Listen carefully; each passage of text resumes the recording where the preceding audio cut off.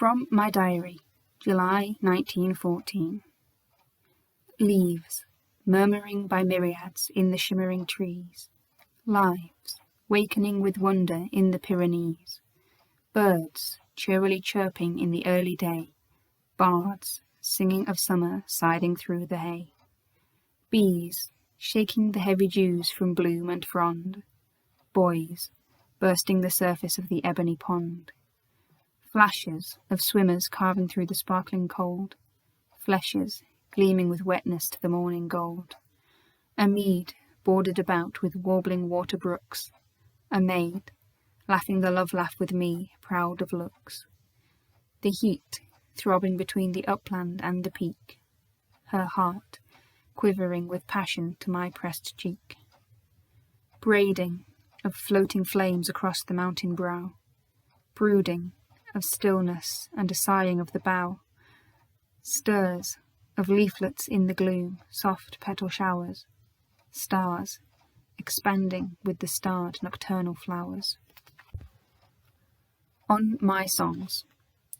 Though unseen poets many and many a time have answered me as if they knew my woe, and it might have seemed fashioned so their rhyme, to be my own soul's cry, easing the flow of my dumb tears with language sweet as sobs, yet are there days when all these hordes of thought hold nothing for me, not one verse that throbs with my head, or as my brain is fraught. 'Tis then I voice mine own weird reveries, low croonings of a motherless child in gloom, singing his frightened self to sleep are these. One night, if thou shouldst lie in this sick room, dreading the dark thou darest not illume, listen, my voice may haply lend thee ease. Antaeus, a Fragment. So neck to stubborn neck, and obstinate knee to knee, wrestled those two, and peerless Heracles could not prevail, nor get at any vantage. So those huge hands that, small, had snapped great snakes, let slip the writhing of Antaeus' wrists. Those heroes' hands that wrenched the necks of bulls, now fumbled round the slim Antaeus' limbs, baffled. Then anger swelled in Heracles, and terribly he grappled broader arms, and yet more firmly fixed his grasped feet, and up his back the muscles bulged and shone, like climbing banks and domes of towering cloud, and they who watched that wrestling say he laughed, but not so loud as on Eurystheus of old. The Promises. When I awoke, the glancing day looked gay. The air said, "Fare you fleetly, you will meet him." And when the prosperous sun was well begun, I heard a bird say, "Sweetly you shall greet him." The sun fell strong and bold upon my shoulder. It hung, it clung, as it were my friend's arm. The birds fifed on before, shrill piping pipers, right down to town, and there they ceased to charm. And there I wandered till the noon came soon, and chimed, "The time is hastening with his face." Sly twilight said, "I bring him, wait till late." But darkness harked forlorn to my lone pace. The Fates. They watch me, those informers to the Fates, called Fortune, Chance, Necessity, and Death. Time in disguise as one who serves and waits. Eternity as girls of fragrant breath. I know them, men and boys are in their pay, and those I hold my trustiest friends may prove, agents of theirs to take me if I stray from fatal ordinance. If I move, they move. Escape? There is one unwatched way. Your eyes, O beauty, keep me good that secret gate, and when the cordon tightens of the spies, let the close iris of your eyes grow great, so I'll evade the vice and rack of age, and miss the march of lifetime, stage by stage. This is the track. This is the track my life is setting on. Spacious the spanless way I wend. The blackness of darkness may be held for me, and barren plunging without end. Why dare I fear? For other wandering souls burn through the night of that far bourne, and they are light unto themselves, and aureoles self-radiated there are worn. And when in after times we make return, round solar bounds a while to run, they gather many satellites astern, and turn aside the very sun. O world of many worlds! O world of many worlds, O life of lives! What centre hast thou? Where am I? O whither is it thy fierce onrush drives? Fight I or drift, or stand or fly? The loud machinery spins, thy work in touch, wheels whirl in systems, zone in zone. I myself, having sometime moved with such, would strike a centre of mine own. Lend a hand, O fate, for I am down, am lost, fainting by violence of the dance. Ah, thanks, I stand, the floor is crossed, and I am where but few advance. I see men far below me where they swarm, haply above me, be it so. Does space to compass points confirm? And can we stay a star stands high or low? Not more complex the millions of the stars than are the hearts of mortal brothers. As far remote as Neptune from small Mars is one man's nature from another's. But all hold course unalterably fixed, they follow destinies foreplanned. I envy not these lives their faith unmixed, I would not step with such a band. To be a meteor, fast, eccentric, lone, lawless in passage through all spheres, warning the earth of wider ways unknown, and rousing men with heavenly fears. This is the track reserved for my endeavour, spanless the erring way I wend. Blackness of darkness is my meed for ever, and barren plunging without end? O glorious fear! Those other wandering souls, high burning through that outer bourne, are lights unto themselves, fair aureoles, self-radiated, there are worn. And when in after time those stars return, and strike once more earth's horizon, they gather many satellites astern, for they are greater than this system's sun. Song of Songs. Sing me at morn, but only with your laugh, even as spring that laugheth into leaf, even as love that laugheth after life. Sing me, but only with your speech all day, as voluble leaflets do. Let viols die, the least word of your lips is melody. Sing me at eve, but only with your sigh, like lifting seas it solaceth. Breathe so, slowly and low, the sense that no songs say. Sing me at midnight with your murmurous heart, let youth's immortal moaning chords be heard, throbbing through you and sobbing unsubdued. All sounds have been as music. All sounds have been as music to my listening, pacific lamentations of slow bells, the crunch of boots on blue snow rosy glistening, shuffle of autumn leaves and all farewells, bugles that sadden all the evening air, and country bells clamouring their last appeals before the music of the evening prayer, bridges sonorous under carriage wheels, gurgling of sluicing surge through hollow rocks, the glutinous lapping of the waves on weeds, whisper of grass, the myriad tinkling flocks, the warbling drawl of flutes and shepherds' reeds.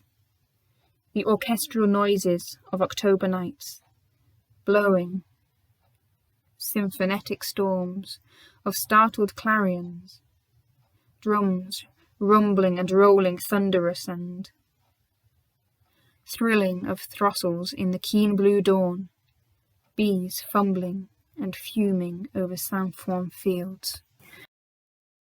Bugles sang. Bugles sang, saddening the evening air, and bugles answered, sorrowful to hear. Voices of boys were by the riverside, sleep mothered them, and left the twilight sad. The shadow of the morrow weighed on men. Voices of older despondency resigned, bowed by the shadow of the morrow slept. Dying tone of receding voices that will not return, the wailing of the high, far-travelling shells, and the deep cursing of the provoking, the monstrous anger of our taciturn guns, the majesty of the insults of their mouths. 1914. War broke, and now the winter of the world, with perishing great darkness closes in. The foul tornado, centred at Berlin, is over all the width of Europe world, rending the sails of progress, rent or furled, are all art's ensigns. First wails, now begin, famines of thought and feeling, love's wines thin, the grain of human autumn rots down hurled. For after spring had bloomed in early Greece, and summer blazed her glory out with Rome, and autumn softly fell, a harvest home, a slow grand age, and rich with all increase. But now for us wild winter, and the need of sowings for new spring, and blood for seed. The one remains. I sometimes think of those pale, perfect faces my wonder has not looked upon as yet, and of those others never to be met, and often pore I on the secret traces left in my heart of countenances seen, and lost as soon as seen, but which mine eye remembers as my old home, or the lie of landscapes whereupon my windows lean. And as for those long known and worshipped long, but now, alas, no longer, and the song of voices that have said, adieu, we part, their reminiscences would cease my heart, except I still hoped to find, some time, some place, all beauty once for ever in one face. To the bitter sweetheart, a dream. One evening Eros took me by the hand, and having folded feathers round my head, will sleep like feathers towards a far hope's bed. I groping, for he bade me understand he would soon fill with yours my other hand. But when I heard his singing wings expand, my face fell deeply in his shoulder. Sweet moons we flew thus, yet I waned not older. But in his exquisiteness I flagged unmanned, till, when his wings were drooping to an end, feeling my empty hand fulfilled with his, I knew love gave himself my passion friend. So my old quest of you requited is, ampler than e'er I asked of your girl's grace. I shall not ask you more, nor see your face. The Sleeping Beauty. Sojourning through a southern realm in youth, I came upon a house by happy chance, where bode a marvellous beauty, there romance flew fairily until I lit on truth. For lo, the fair child slumbered, though, forsooth, she lay not blanketed in drowsy trance, but leapt alert of limb and keen of glance, from sun to shower, from gaiety to ruth, yet breathed her loveliness asleep in her. For when I kissed, her eyelids knew no stir. So back I drew tiptoe from that princess, because it was too soon, and not my part, to start voluptuous pulses in her heart, and kiss her to the world of consciousness. Sonnet Autumnal.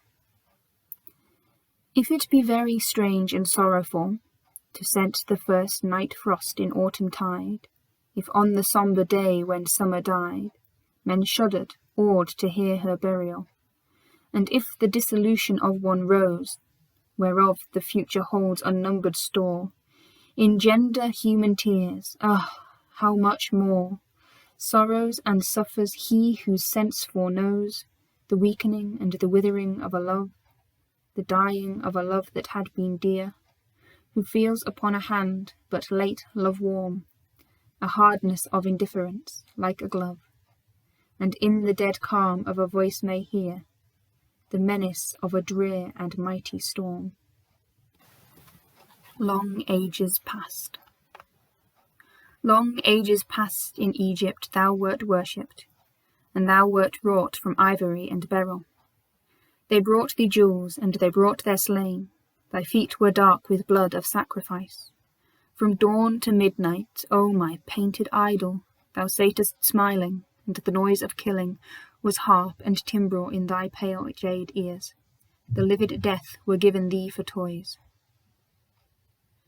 Thou wert a mad slave in a Persian palace, and the king loved thee for thy furious beauty, and all men heard thy ravings with a smile, because thy face was fairer than a flower.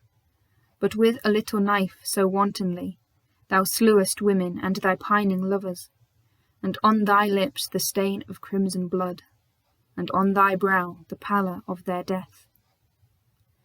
Thou art the dream beheld by frenzied princes in smoke of opium. Thou art the last fulfilment of all the wicked and of all the beautiful. we hold thee as a poppy to our mouths, finding with thee forgetfulness of God. Thou art the face reflected in a mirror, of wild desire, of pain, of bitter pleasure. The witches shout thy name beneath the moon. The fires of hell have held thee in their fangs. Purple. Vividly gloomy, with bright darkling glows of fine stars or night-sparkling southern shores, stain of strong fruits, wines, passions, and the cause of all quick hearts, yet from its deepness blows aroma and romance of violets, softness of far land lost, Pacific lift of smoke through quiet trees, and that wild drift of smoulder where the flame of evening sets. Yea, that columnar, thunder-throning cloud, wears it so stately that therein the king stands before men and lies in death's hands proud. Purest, it is as diamond dawn of spring, and yet the veil of Venus and youth's skin, mauve marbled, purpling young love's mouth for sacred sin. Maundy Thursday. Between the brown hands of a server lad, the silver cross was offered to be kissed. The men came up, lugubrious but not sad, and knelt reluctantly, half prejudiced, and kissing, kissed the emblem of a creed. Then mourning women knelt, meek mouths they had, and kissed the body of the Christ indeed. Young children came with eager lips and glad. These kissed a silver doll immensely bright. Then I, too, knelt before the acolyte. Above the crucifix I bent my head. The Christ was thin and cold and very dead. And yet I bowed, yea, kissed, my lips did cling. I kissed the warm live hand that held the thing. 2. 3 rompers run together, hand in hand. The middle boy stops short, the others hurtle. What bumps, what shrieks, what laughter turning turtle. Love, racing between us two, has planned a sudden mischief. Shortly he will stand, and we shall shock. We cannot help but fall. What matter? Why, it will not hurt at all.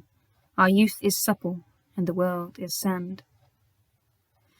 Better our lips should bruise our eyes than he.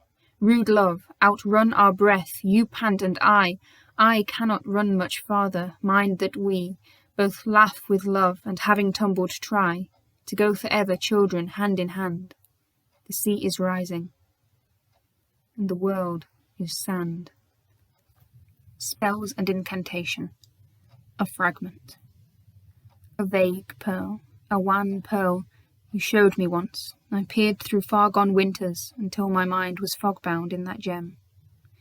Blue diamonds, cold diamonds, you shook before me, so that out of them glittered and glowed vast diamond dawns of spring. Tiger-eyed rubies, wrathful rubies, you rolled. I watched their hot hearts fling flames from each glaring summer of my life.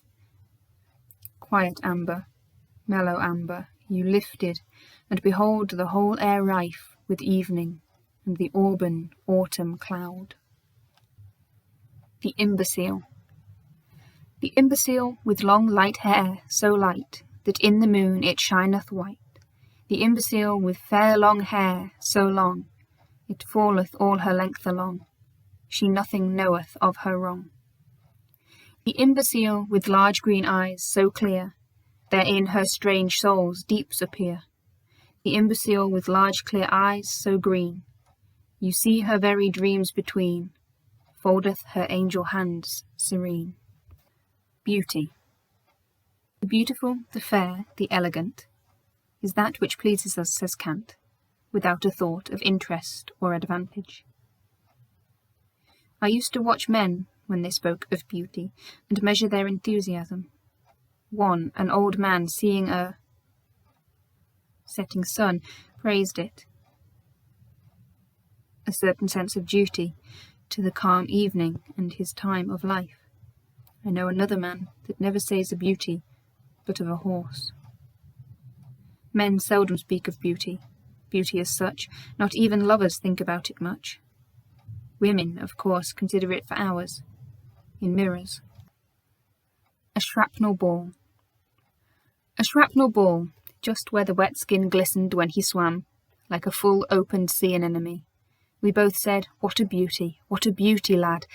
I knew that in that flower he saw a hope of living on, and seeing again tile roses of his home. Beauty is that which pleases and delights, not bringing personal advantage. Cant. But later on I heard, a canker worked into that crimson flower, and that he sank with it, and laid it with the anemones off Dover. Bold Horatius. Having, with bold Horatius, stamped her feet, and waved a final swashing arabesque o'er the brave days of old, she ceased to bleat, slapped her Macaulay back upon the desk, resumed her calm gaze and her lofty seat. There, while she heard the classic lines repeat, once more the teacher's face clenched stern. For through the window, looking on the street, 3 soldiers hailed her, she made no return. One was called Arras, whom she would not greet. Elegy in April and September, jabbered among the trees.